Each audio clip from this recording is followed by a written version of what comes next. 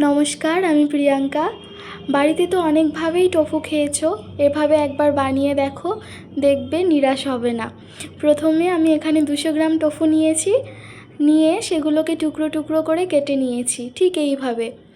তারপর তার মধ্যে কাশ্মীরি লঙ্কার গুঁড়ো, নুন, জিরে গুঁড়ো, ধনে গুঁড়ো আর সামান্য তেল দিয়ে ভালো করে মাখিয়ে নিতে হবে।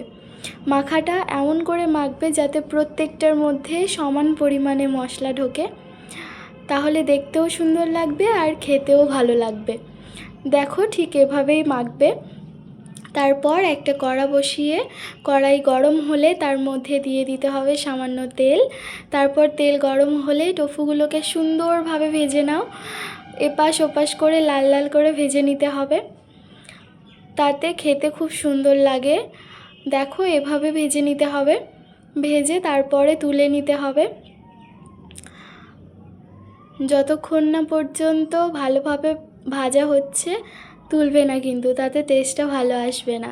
তারপর সেই একই কড়াইয়ের মধ্যে সামান্য তেল দিয়ে দিতে হবে পেঁয়াজ বাটা। এটা যারা ডায়েট করছো তাদের জন্যও ভালো রেসিপি হতে পারে। তারপর পেঁয়াজ বাটার পর দিতে হবে রসুন বাটা, আদা বাটা, কাঁচা লঙ্কা দিয়ে ভালো করে এটা কষিয়ে নিতে হবে। তেলের পরিমাণটা তোমরা দেখতেই পাচ্ছ কতটা কম। তারপর দিতে হবে টমেটো বাটা। তোমরা এখানে চাইলে তেলটা একটু বেশি পরিমাণ দিতে পারো, তবে আমি কম তেল ব্যবহার করি।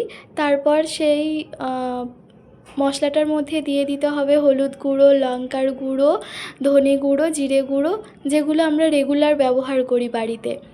তারপর সেই মশলাটার মধ্যে সামান্য পরিমাণ জল দিতে হবে, দিয়ে কষিয়ে নিয়ে আবারও কিছুটা জল দিতে হবে, দিয়ে মশলাটা ফুটে গেলে তার মধ্যে দিয়ে দিতে হবে কসুরি মেথি। তারপর আমাদের ভেজে রাখা টোফুটা দিয়ে শুকনো করে তরকারিটা নামিয়ে নিলেই তৈরি সুন্দর একটা ডায়েটের রেসিপি টোফু। কেমন লাগছে বলো। Thank you.